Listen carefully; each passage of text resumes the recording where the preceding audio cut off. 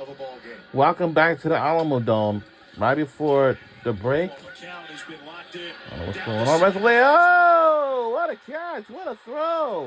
Stood up by Hammonds inside the 30-yard line of North Texas. Oh, the patience of Owen McCown to allow this to develop. He knew where he's going the entire time, looking coverage off to his right.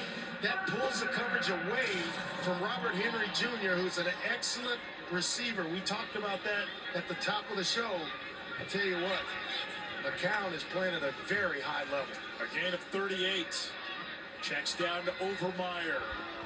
And he is tackled in space by Jalen Smith, top tackler for North Texas and a captain.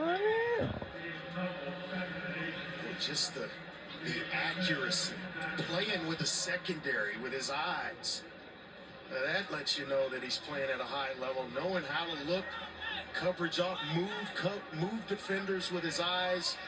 He's going a little wildcat here with Amador. Amador.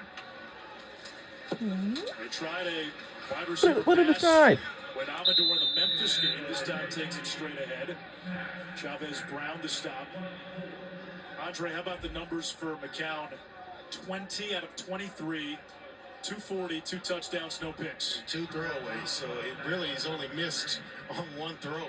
That's it. I mean, I saw him on film, and I couldn't wait to see him live and in person. Excuse me, video.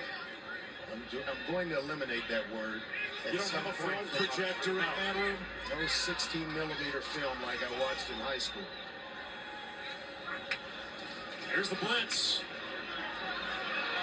That one overthrown. UTSA's been pretty good against the blitz, especially in the screen game. That time North Texas timed it right, and McCown slow to get up.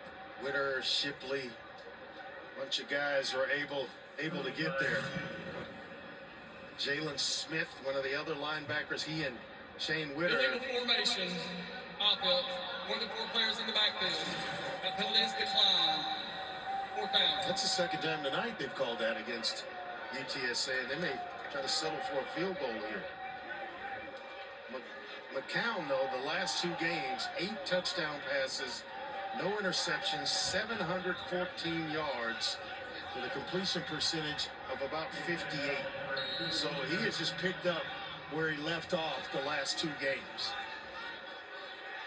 This is a 42-yarder for Tate Shandell, who took over place-kicking duties after a few games. And his field goal try is good. It makes it a 3-score game, 24-7 Roadrunners. We're getting down to the home stretch of the season.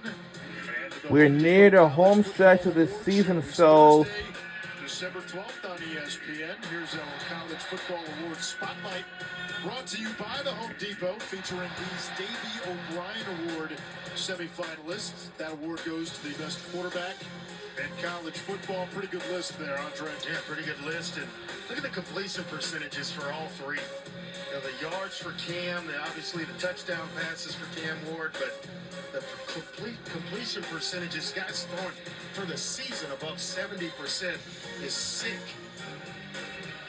Cam Ward, of course, began his career in San Antonio at Incarnate Word, where his head coach was current North Texas head coach Eric Morris. Ward would follow Morris to Washington State before transferring to Miami in the offseason. And Eric Morris has had a knack for finding some hidden gems. Cam Ward, John Mateer. We talked to him about it, and he said one of the things that he looked at was the tape of guys playing other sports. They watched Cam Ward play basketball. They watched some other prospects who went on to play quarterback, play baseball, play other sports. And he says that's when you really see the competitiveness come out. And Cam Ward was a guy, Andre, very much like you, wing T offense in high school, throwing 12 passes a game. was very wrong. I don't think I threw that many. I don't think I threw that They would many. let you throw 12?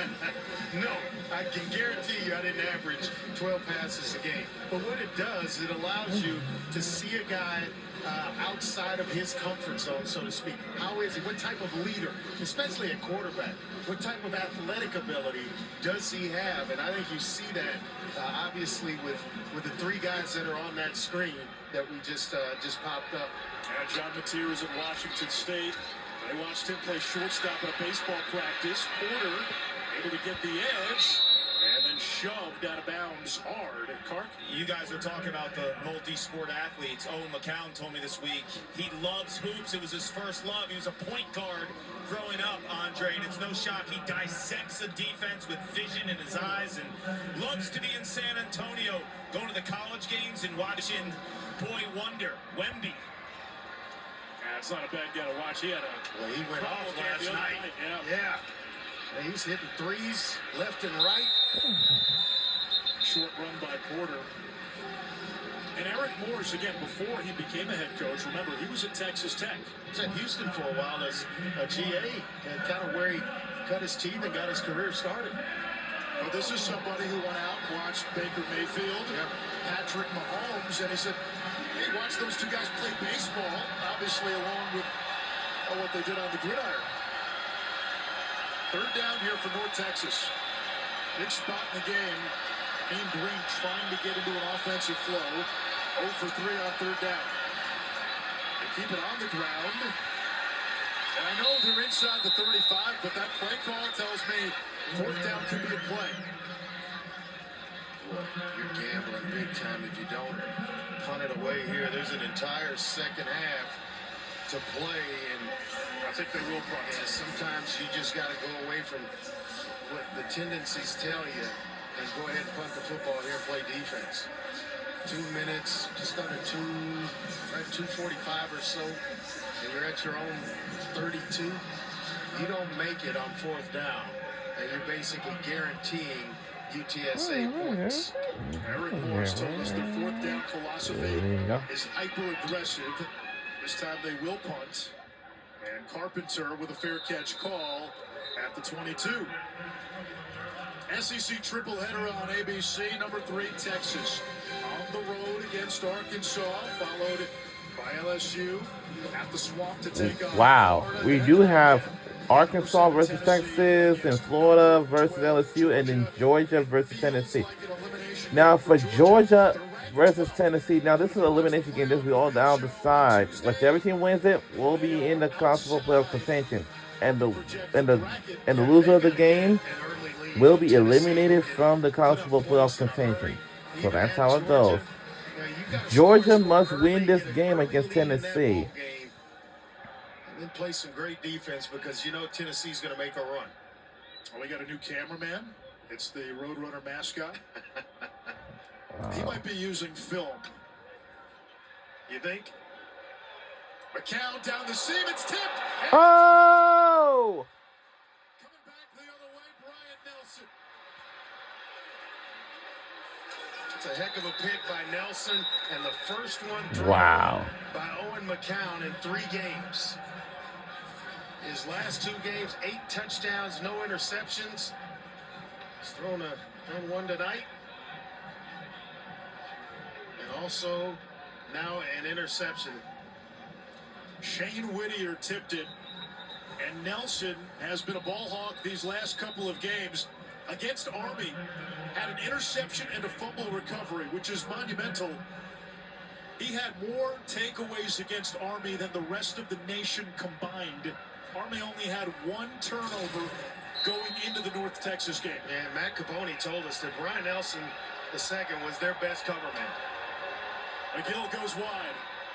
Morris, there's the shot play off the turnover, and that's broken up by Zay Frazier. Who already has one himself. And I tell you what, he ran the route better than the intended receiver. See Chandler Morris looking to his left, knowing all along he's going to come back right, but Frazier got an excellent position, and he ran the route better than the receiver did. UTSA told us they weren't going to blitz much. We've seen on passing downs, rushing 3, dropping 8. It's scrambled this North Texas passing offense. Sheffield, he's got great speed, sub 4.4, and able to We can see the band over there. They already made their way down to the field. So, yeah.